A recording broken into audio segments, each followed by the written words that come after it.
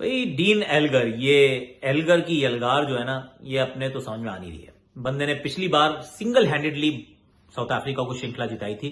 आखिरी श्रृंखला खेल रहा है भाई अपने पूरे करियर की। और उसमें भी he is a constant thorn in our flesh. भाई दर्द है, महसूस होता है। बना दिए, रन्स बना चुके हैं, अभी भी वहां मौजूद हैं। बढ़त ऑलरेडी मिल चुकी है, वो कितनी आगे जाएंगे वी शैल फाइंड आउट। क्योंकि अब हम बात कर रहे हैं उस मैच की। यहाँ पे साउथ अफ्रीका के साथ इंडियन कनेक्शन सनराइज हैदराबाद। और सनराइज हैदराबाद का भी जरा सा स्क्वाड एनालिसिस कर लेते हैं, क्योंकि दिस इज वन टीम जो पेपर पे ना ओए होए रॉक सॉलिड लग रही है। पर इन्होंने पैट कमिंस को क्यों दिए 20.5 करोड़ रुपए? सोचा आपने कभी? नहीं सोचा? अभी ट्राई करते हैं, let's try and decipher that. Bowling की मस्ती, बैटिंग का कमाल, क्रिकेट की बातों से मचाएंगे धमाल। Previews, reviews, in depth analysis मिलेगा आपको ऑन क्रिकेट चौपाल। चोपड़ा जी की क्रिकेट चौपाल में आप सभी का हाथ जोड़ के स्वागत। कैसे हो आप? अच्छे हो? अच्छे रहो। और ठंड बहुत है तो मैं तो यही कह रहा हूँ कि बस स्वस्थ रहो और एकदम कपड़े बड़े पहन के रहो अच्छे से। एनी हाउ, अब जरा बात करते हैं इंडिया के टेस्ट मैच की। पहले कर लें, फिर करेंगे सनराइज हैदराबाद की, और दी अदर वे अराउंड। क्या पसंद है आपको? Okay, let me take a slightly different tour. मैं कह रहा हूं चलो पहले सनराइजर्स हैदराबाद की बात करते हैं कि भाई क्यों खरीदा पैट कमिंस को फॉर 20.5 करोड़। मैं थोड़ा हैरान था, आप भी उतने ही हैरान होंगे, क्योंकि पैट कमिंस का मतलब एक दिवसीय career. Firstly let's start with test cricket. Test cricket बंदे की ना अनरियल है, मतलब one of the finest players. Australian team की कप्तानी करते हैं और कप्तानी भी अच्छी करते हैं। एशेज जिताई, मतलब वर्ल्ड टेस्ट चैंपियनशिप जिताई।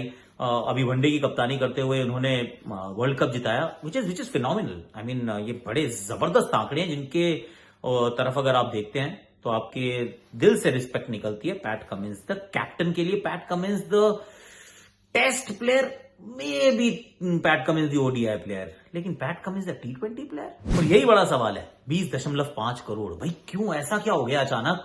क्योंकि आईपीएल नंबर्स आर साधारण, मतलब बहुत ही मिडलिंग नंबर्स अगर आप इनके देखेंगे। और उस समय मैं बहुत हैरान था कि बैंगलोर को क्यों चाहिए था भाई।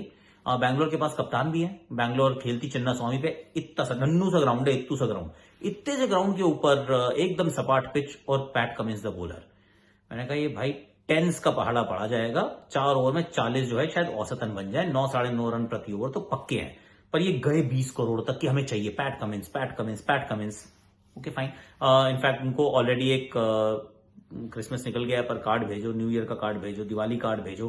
बैंगलोर आप भेजो हैदराबाद, क्योंकि अगर कहीं ये आपके पल्ले पड़ते तो आपका तो हो गया था काम। स्वेयर टू गॉड, उस पिच पे, उस मैदान पे इनकी दाल बिल्कुल नहीं गलने वाली थी। अब जहां गए हैं वहां पे भी मुझे तो ऐसा लगता है सिर्फ इस वजह से गए हैं कि ये बनने हैं, इन्हें बनाया जाएगा कप्तान। क्योंकि कोचिंग स्टाफ में बदलाव, सडनली वहां पे आप डैनियल वेटोरी को देखते हैं, वेटोरी का ऑस्ट्रेलियन कनेक्शन देखते हैं, और फिर आप कहते हैं अरे वाह, ये बात तो ठीक है यार, तो इनको कप्तान बनाते हैं। क्योंकि मार्करम की कप्तानी में हमें मजा नहीं आया, क्योंकि अब जब मैनेजमेंट थोड़ा सा चेंज होता है तो प्रेफरेंसेस चेंज होती हैं। और अब ऐसा लग रहा है मुझे कि मार्करम जो पिछली बार कप्तान थे, इस बार 11 का हिस्सा भी नहीं बन पाएंगे। PAT Cummins will be name the captain. Travis head आपको ओपन करते हुए नजर आ सकते हैं। बीच में सिर्फ हेनरिक क्लासन के लिए जगह बचेगी, और उसके बाद हो सकता है कि ये ग्लेन फिलिप्स को भी खिला लें। पॉसिबिलिटी है कि हम थोड़ा सा अलग तरीके से चलते हैं और पैट कमिंस द कैप्टन, या फिर कहीं ग्लेन फिलिप्स और मार्को यानसन में से कोई एक खेलता हुआ नजर आए। I think that is what they are trying to do. एक नया कप्तान ढूंढ रहे थे, और नया कप्तान थोड़ा सा महंगा आया है, और महंगा थोड़ा सा नहीं, एक्चुअली बहुत महंगा आया है, और वो भी कर्टसी बैंगलोर की टीम। कमाल किया बैंगलोर ने। पर PAT Cummins in my opinion is the new Sunrisers Hyderabad captain. अब उनको कप्तान बना दिया है, और उसी जो मैं बात कर रहा था कि ट्रेविस हेड को भी खरीदा। हालांकि इतने ओपनर्स हैं, अभिषेक शर्मा इनके पास ओपनर है, इनके पास राहुल त्रिपाठी, इनके पास मयंक अग्रवाल है। जब आपके पास 3 इंडियन ओपनर्स उपलब्ध हो तो फिर आप कहते हो क्यों एक और चाहिए। पर ट्रेविस हेड भी चाहिए। आई मीन ट्रेविस हेड रीसेंसी बायस को छोड़ते हैं थोड़ी देर के लिए। T20 नंबर्स अगर आप देखोगे तो बिल्कुल पैट कमिंस की तरह ही है, साधारण साधारण नंबर्स है। पर इनको भी रखा है, यानी कुछ अलग सोच रहे हो आप। इसका मतलब हो सकता है कि Aiden Markram, like I mentioned earlier, कि उनका खेलने का मौका ही ना बने।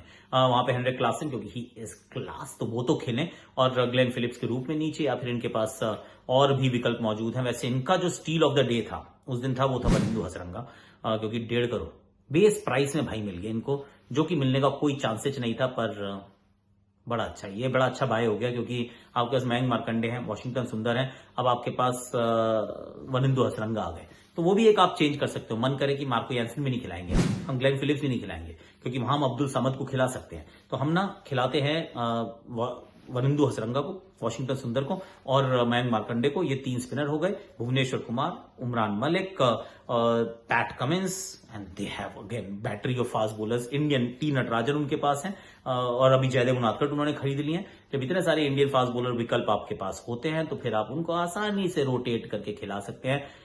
एंड लेट मी से this is my final word on Hyderabad. जिस तरह की टीम इन्होंने तैयार की है, पिछले साल भी टीम अच्छी थी। ऑनेस्टली अगर आप पेपर में देखते, बहुत बढ़िया टीम थी।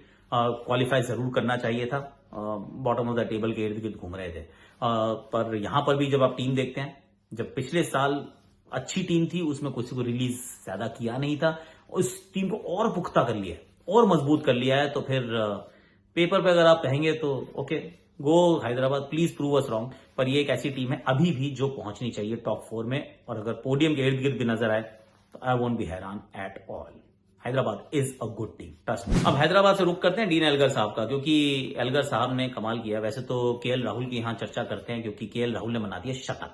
आई mean just remember somebody batting at 6 as a keeper, top जल्दी आउट हो जाए, उसके बाद आपको टेल के साथ बैटिंग करनी हो, टेल ज्यादा कंट्रीब्यूट ना करे, उसके बावजूद आप 100 बना दें।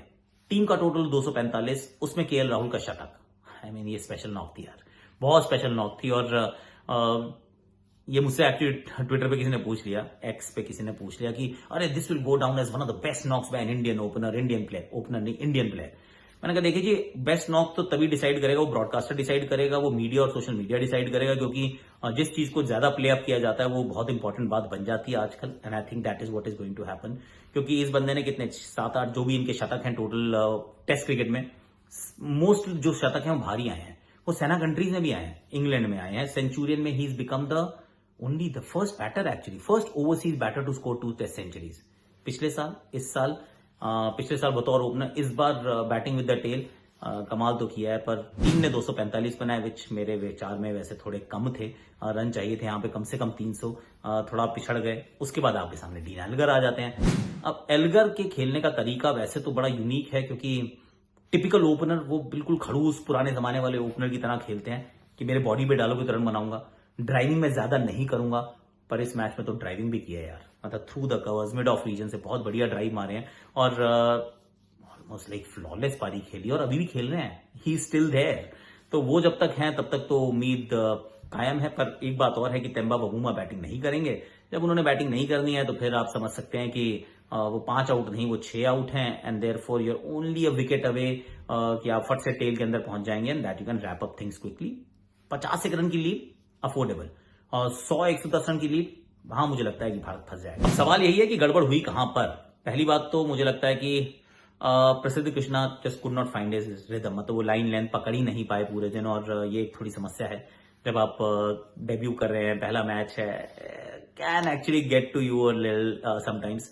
उसके बाद जो लंच के बाद का जो सेशन था, उसमें शुरुआत करना प्रसिद्ध और शार्दुल से मतलब नहीं करते हैं आप, एक नया सेशन ऐसे शुरू नहीं करते हैं। तो यहां मुझे लगता है कि एक वो टैक्टिकल एरर और थोड़ी सी वो ज्यादा मैग्नीफाई हो जाती है जब सामने वाला बंदा वो आउट ही नहीं होता है, वो खेलते रहता है, टकाटक करके रन बनाता रहता है, रन लीग यार। आई थिंक वो 8 ओवर का शायद स्पेल था जिसमें 40-42 रन चले गए, मोमेंटम एक्चुअली शिफ्ट हो गया, और उसके बाद वापस पकड़ के ला ही नहीं पाए। तो फिर वो हमारे डेब्यूटेंट साहब आते हैं, वो एक्चुअली अच्छा प्लेयर है यार, डरम के लिए कॉलपैक का प्लेयर, 6000 फर्स्ट क्लास रन यहाँ पर खेलते हैं, अच्छा 50 बनाते हैं, actually he was very very good.